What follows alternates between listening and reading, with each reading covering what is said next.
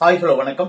இன்னைக்கு நம்ம ஒரு புதிய முயற்சி எடுக்க போறோம். அது என்னன்னு பாத்தீங்கன்னா, கேப்டன் ஐயா அவர்களுடைய 154 படங்களை நம்ம ரிவ்யூ பண்ணலாம் அப்படின்னு சொல்லிட்டு ஒரு ஐடியா பண்ணிருக்கோம்.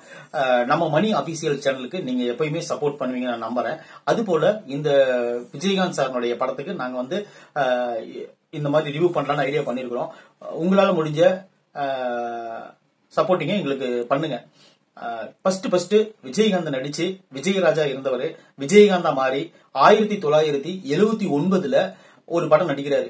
M.A. காஜா டைரக்ஷன்ல, சங்கர் கணேஷ் மியூசிக்ல, சுதாகர், ராதிகா, ஸ்ரீகாந்த், மீரா, B.K. ராமசாமி, வடிவுக்கரசி அப்படின்னு சொல்லிட்டு ஒரு பெரிய பேக்கேஜோட ஒரு படம் ரிலீஸ் ஆச்சு. அந்த படம் தான் இனிக்கும் இளமை. இந்த படத்துல வந்து நம்ம புரட்சி கலைஞர் கேப்டன் அவர்கள் வந்து இந்த படத்துல வந்து ஒரு கராத்தா மாஸ்டரா நடிச்சிருப்பாரு. இதனோட கதை என்னன்னு சொல்லிடுறேன். அதுக்கப்புறம் இந்த படத்தை நீங்க வந்து பாருங்க. கேப்டன் அவர்களுடைய 154 படத்தையும் நம்ம வந்து நம்ம சேனல் ரிவ்யூ பண்ணுவோம். அது வந்து ஒரு தனி பேஜா நான் போடலான்னு இருக்கிறேன். அது வந்து நீங்க பார்த்து பிளேலிஸ்ட்ல வந்து பார்த்து எல்லா படத்துக்கும் நீங்க சப்போர்ட் பண்ணுங்க. நம்ம கேப்டனுடைய புகழ் என்றும் வாழ்க. ஏன்னா அவர் வந்து ஒரு கலியுக கர்ணன். அதனாலதான் அவருடைய படத்தை நான் ரிவ்யூ பண்ணலாம்னு ஐடியா பண்ணேன். இனிக்கும் இளமை இந்த படத்தோட ஸ்டோரி என்னன்னு பாத்தீங்கன்னா, V.K. ராமசாமிக்கு ஒரு பையன். அவர் என்ன பண்றாருன்னு பாத்தீங்கன்னா, வெளிநாட்டு இருக்காரு. அவரு தான் சுதாகர். அவர் வந்து ஊருக்கு வராரு. ஊருக்கு வரும்போது இங்க வந்து அவங்க முறைப்பெண்ணா 2 பெண்கள் இருப்பாங்க. அதாவது மீரா அண்ட் ராதிகா. ராதிகாவும் மீராவும் நல்ல கராத்தாவில பயங்கரமான ஒரு ஆளுங்க. சண்டை பயிற்சியாளர் 2 பேருமே. அப்ப வந்து மீரா வந்து ஒரு குடும்ப பாங்கான பெண்ணா இருப்பாங்க. ஆனா உள்ளுக்குள்ள அவங்க வந்து காம ஆசைகள் அதிகம் உள்ள பெண்ணா இருப்பாங்க. எந்த ஆணை பார்த்தாலும் சபலப்படுவாங்க. அந்த கேரக்டர். ராதிகா வந்து வெளிவேசத்துக்கு மாடர்ன் ட்ரெஸ் போட்டிருந்தாலும் உள்ளுக்குள்ள வந்து உண்மையிலே ஒரு நல்ல பெண்ணா இருப்பாங்க. சுதாகர் வந்த உடனே என்ன பண்ணுவாருன்னு பாத்தீங்கன்னா, ராதிகாவை வந்து மாடர்ன் ட்ரெஸ் போட்டுட்டு ரவுடி மாதிரி இருக்கிறதுனால மீராவை லவ் பண்ணுவாங்க. ஆனா மீராவோட கேரக்டர் சரி இருக்காது.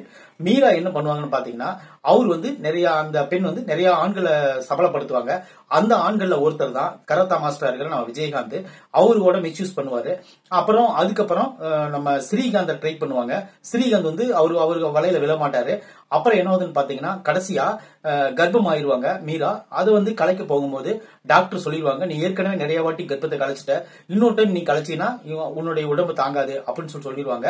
அப்புறம் இவங்க என்ன பண்றாங்கன்னா, அந்த முடிவை மாத்திக்கிட்டு வீட்டுக்கு வந்துருவாங்க. வந்த உடனே விஜயகாந்த் என்ன பண்ணுவாருன்னு பாத்தீங்கன்னா, உன்னோட நான் இருந்த போட்டோஸ் எல்லாம் நான் எடுத்து வச்சிருக்கேன் அப்படின்னு சொல்லிட்டு மீராவை பிளாக்மெயில் பண்ணுவாங்க.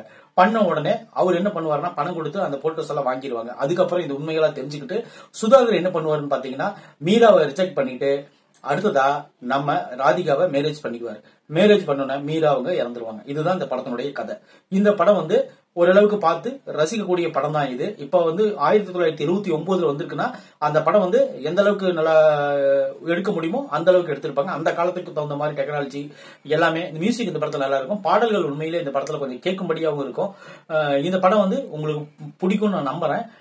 ஒரு டைம் பார்க்கலாம். நம்ம கேப்டனுக்காக கண்டிப்பா இந்த படத்தை நீங்க பாருங்க. அவர் வந்து இந்த படத்துல நெகட்டிவ் ரோலா நடிச்சிருப்பாரு. இந்த விமர்சனம் பிடிச்சிருந்ததுன்னா கண்டிப்பா நம்ம சேனல் நீங்க சப்ஸ்கிரைப் பண்ணி வச்சுக்கோங்க. நம்ம கேப்டனுடைய முதல் படம் இனிக்கும் இளமை. தேங்க்யூ.